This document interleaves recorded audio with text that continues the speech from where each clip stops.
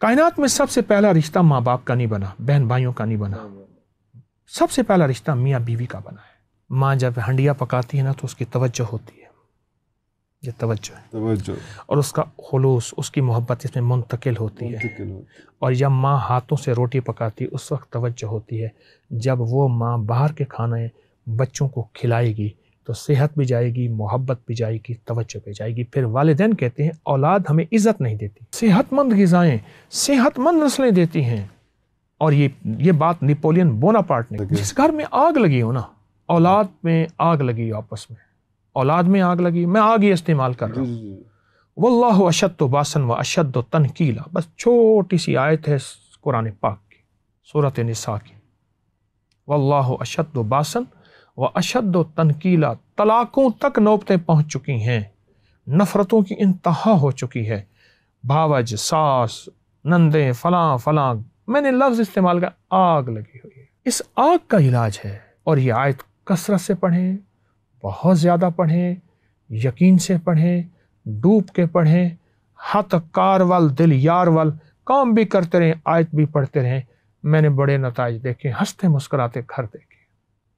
उसकी एक वजह है, कायनात में सबसे पहला रिश्ता माँ बाप का नहीं बना, बहन भाइयों का नहीं बना, सबसे पहला रिश्ता मियाँ बीवी का बना है।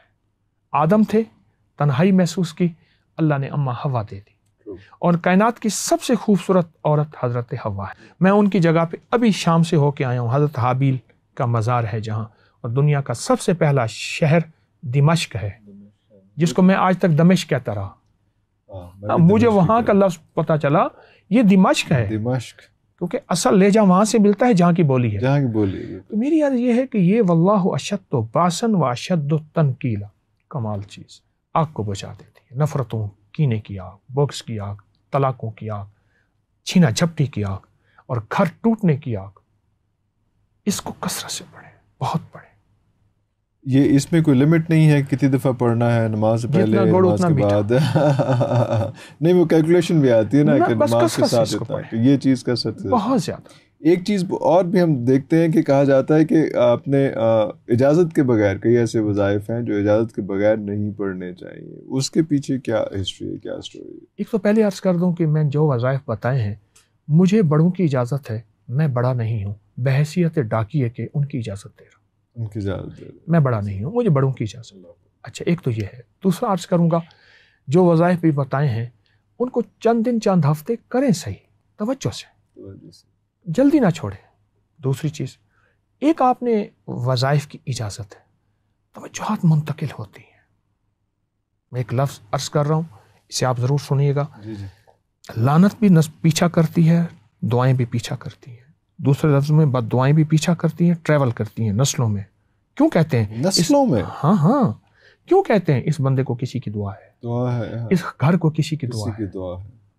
ये ऐसा नहीं है, तवज्जुहात होती हैं। चलो, अब तो हमारा ये जानवरों वाले चैनल बहुत आम हो गए। आप नेशनल जियो, ये कूंज है, लंबी टांगे, ठीक है, परिंदा, ये क्या करती है? ये ऐसा करती है कि ये अंडे देती है ऐसी आबोहवा में जहाँ कुछ गर्मी हो। ये रहती ठंडी आबोहवा में है, मीलों से मीलों सफ़र करके वहाँ अंडे दे छुपा के आ जाती है, यहाँ से तवज्जो देती है।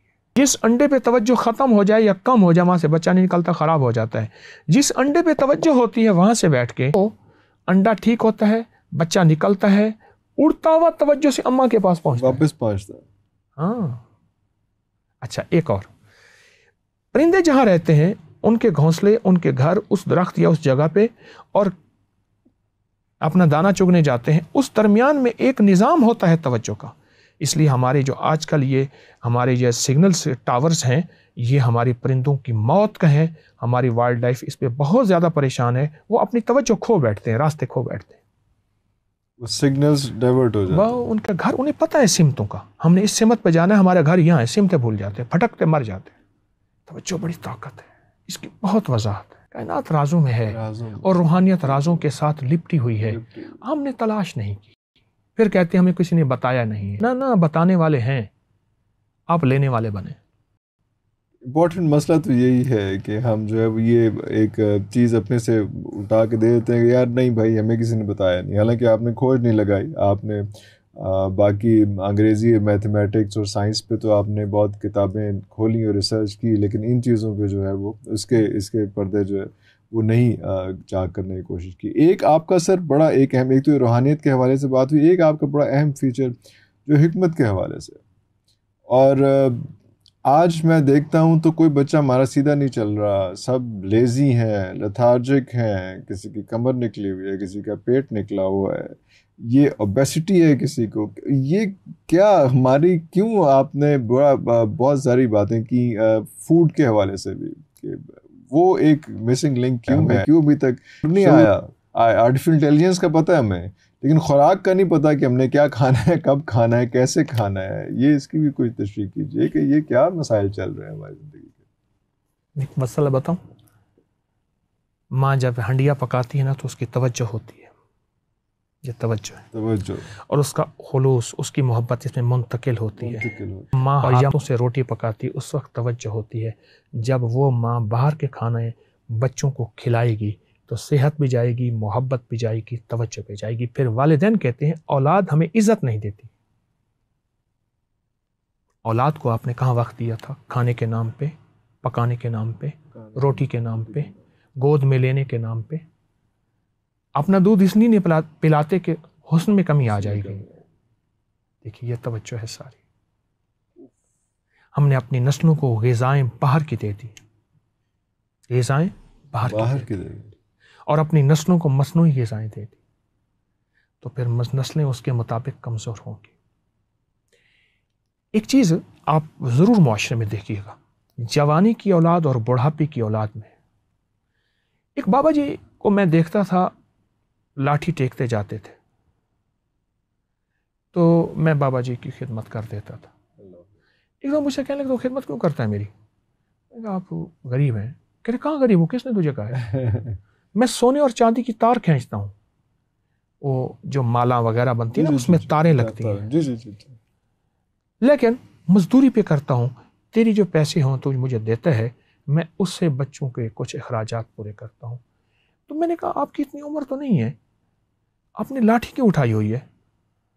کہہ رہے پترا بڑھے پہ دی اولاد، بڑھاپے کی اولاد. بڑھاپے کی اولاد کی وجہ سے ابے نے کی مانگتے مانگتے ابا بوڑھا ہو گیا، اللہ نے اولاد دی. بڑھاپے کی اولاد کی وجہ سے مجھ پہ بڑھاپا جلدی آ گیا ہے. ماں باپ کی غذاؤں کا تعلق نسلوں میں منتقل ہوتا ہے. صحت مند غذائیں صحت مند نسلیں دیتی ہیں، اور یہ بات نیپولین بوناپارٹ نے کی تھی. اور ہمارے یونان اور طب اور روحانیت اور یہ سب منتقل چلی آ رہی ہے بات کہ روحانیت کا تعلق جو ہے، روحانیت نسلوں میں منتقل ہو.